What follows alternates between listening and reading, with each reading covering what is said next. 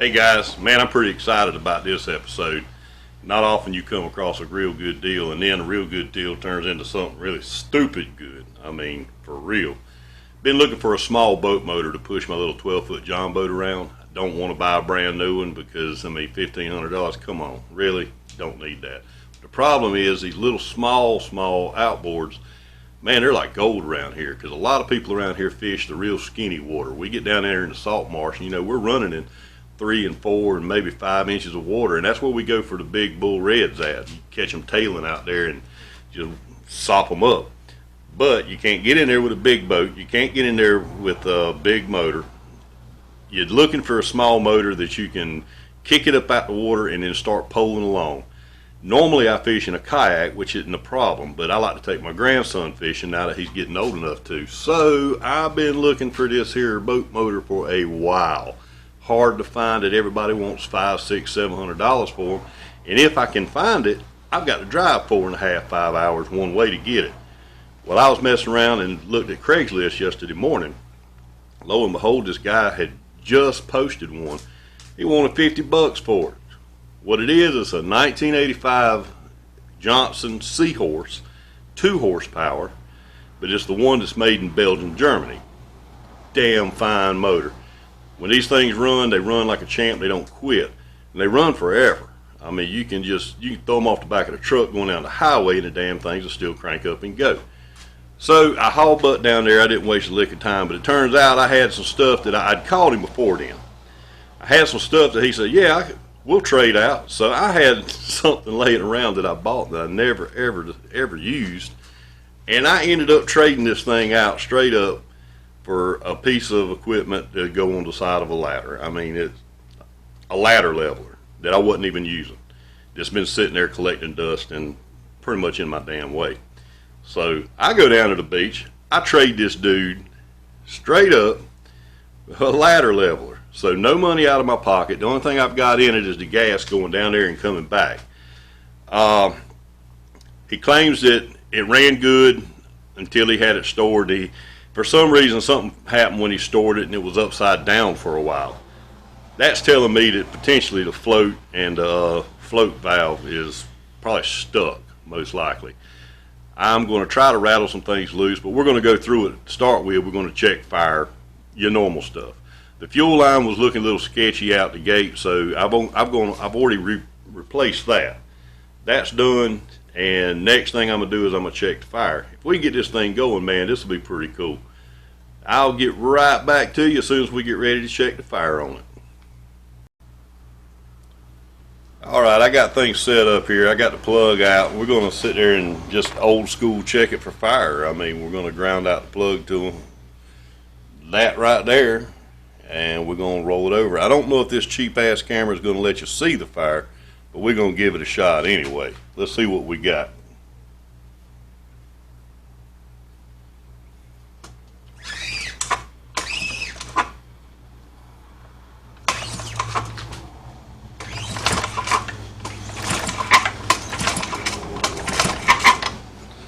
Well, I hope you saw it. If you didn't, that's a pretty strong fire. That's going to work pretty good. Next thing I'm going to do is I'm going to fiddle with the carburetor a little bit and see if I'm going to tap the bowl just a little bit around with a real light hammer, very light hammer, and very gingerly. But we're going to see if that might be the case. That float might be in the up position and that float valve might be stuck. So we're going to tap it up a little bit and see what we got. Another thing is when I run these small engines, when I run my chainsaw, my weed eater, boat motors, lawnmower, first things first is I use ethanol free gas on everything. And then I do believe in a few additives. Some people call it witch oil, snake oil, whatever. But I have a pretty good record of keeping these little small motors running and running like a champ. Seafoam is a must. Got to have a little bit of seafoam in every tank, just a little bit. And Marvel Mystery Oil. I have found out over tearing apart quite a few motors, even vehicle size motors, Marvel Mystery Oil will keep those valves clean as hell. and gives it a little bit of top end lubrication, which is especially what a two-stroke needs. Now this particular motor does not run off of 50 to 1, it runs off of 100 to 1 oil mix ratio. So I went and got some brand new fuel for it, ethanol free, high octane, 97 octane is actually what that is. And it's got a little bit of seafoam in it, it's got a little bit of Marvel Mystery oil in it, and then it's got Lucas synthetic two-stroke oil. I believe in that stuff too. Low smoke, but it just, they seem to run better, they seem to store better. They don't seem to, it doesn't seem to gum the carburetors up, not one bit. So I'm going to fiddle with this thing a little bit. I'm going to tap the carburetor, shake it around a little bit. I'm going to pull the gas tank off and I'm going to clean it out, put it back on. Y'all probably don't want to see all that stuff. I'll be back to you here shortly.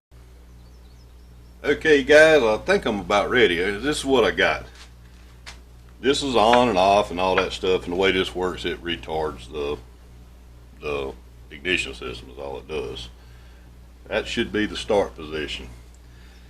This is the low speed jet, and something I noticed was both of these, low speed and high speed, were turned way out.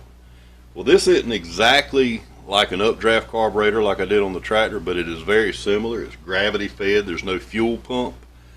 So I'm going to try to go back to square one. We've run this all the way, the low speed we've run all the way in, and then we backed it out one full turn.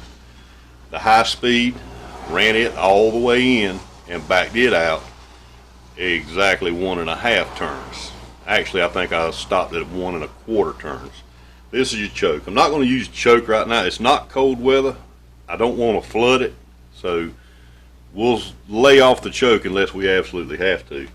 And I got my bucket set up here and kind of a little splash pad down here to catch the water. I don't want to spray water all over the shop.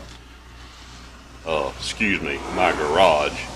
And I also pulled the prop off of it because there again, I don't want to splash water all over the place. But we're fixing to give it a try. We're going to give it a pull, a couple of pulls, and see if it starts up like this, then I hit the jackpot. I mean, you can't ask for any better than that. If I do get it running, it runs good enough, then I will order a carb kit and we'll redo the carb and change the plug and all that stuff. We'll check I would say we check the gaps on the points, but as strong as that spark looks, I don't think that I'm going to do that. So we're getting ready to try it out. Hope this works.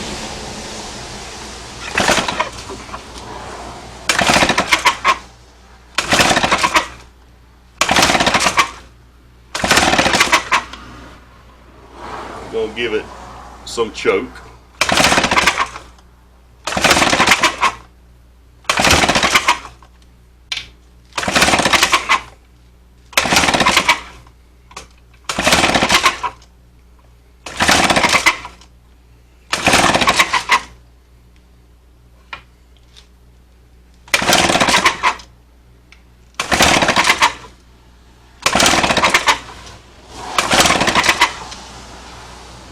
Well, doesn't seem to want to do a whole lot. Choke arm is connected and working.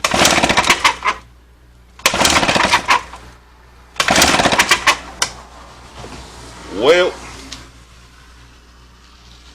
I believe that needle valve stuck. We're going to have to pull that carburetor off and see what we can do with it. Talk at you later. Well guys, I think I'm finding some problems here. That gasket doesn't appear to be the right gasket. I don't know how well you can see, but it doesn't even cover the bowl. It looks like it may be a Johnson gasket, but not for this carburetor. Plus it's broken. There's some trash down there in the seat. I might have to get that out. And this old float's looking like it's in rough shape. I need to take it out and clean it up and give me some gasohol in a bowl and make sure that doggone thing will actually float. Now I do notice, I don't know if you can see it. Let me get around here to this side. Not sure if y'all can see this or not, but the float valve seems to be going in and out just fine, but it looks like it's got a lot of trash around it. So we're getting ready to do some carb work on this thing. Once I get the parts in, I'll continue this video. We'll holler at you guys later. Bye. Alright, real quick, like, tore it apart. Cleaned it out really good. Took everything out of it. Cleaned it up real good. I did not pull the carburetor. I just cleaned it up good. I want to see what we're going to do here. I have made another gasket for this thing. I keep a roll of that Carburetor gasket material at the house, and just having it on hand has saved my butt more than once. Good thing to keep around. This is just kind of a quick run to see if I do need to pull the carburetor and do a complete rebuild. I do feel like that the cracks and the fact that that other valve was not, that other gasket was not the correct gasket, and it was tore all to pieces. Plus, I don't know if you can see it there, but that needle, that float needle, the float valve, had some really bad cracks and stuff in the seal around it, which I had another one laying around from the tractor carburetor rebuild. They sent me extras. That one actually fit perfect. So this one's got a John Deere 1010 gasket in the float valve seat. So I'm fixing to put this thing back together, and we're gonna see what we can do with it. Hopefully it'll run. Hell, if it runs, I'll leave it like it is and ride with it. Well, that didn't work. Pulled out the better compression gauge and pulled a more accurate reading on it. I'm getting 90 pounds on a cold cylinder and block. It's not ideal, but I mean the motor is old as hell. I'm pretty confident that once we get it fired up and the engine block gets warm, piston gets warm, rings get warmed up, I think it'll probably jump up to about 100, 110, which there again ain't 100% what you want, but for no more than what I'm gonna use this motor for, it's gonna be just fine for me. What I'm gonna do is I'm gonna tear the carburetor completely off. I'm not gonna do anything else with it as far as ignition. That's good. Ignition's firing off real good. The whole problem to me, it seems to be fuel delivery. We're going to take it off, get it squared away. I got a kit that I'm probably going to order this afternoon, and when that kit comes in, we're going to completely go through it. Now the needles, high speed and low speed, you can't get them anymore, and on closer inspection I can tell that they were run in too tight at some point. So I'm going to take these things to a friend of mine's shop who has a very nice South Bend lathe. I'm going to find the angle on the needles. I'm going to come back 3 to 5 thousandths from where the shoulder, the taper begins at, and I'm going to cut a new surface on these things. Might work. I might just totally screw the pooch on this one. But either way, we're going to find out. I'm pretty good with machine work. Damn good with lathes, end mills, that type of stuff. Did that most of my life. I'm pretty confident we can get those angles set back right. We can get those shoulders cleaned up. We can get those needles to seat a lot better, provided there's no damage inside of the carburetor where they ran them in too tight.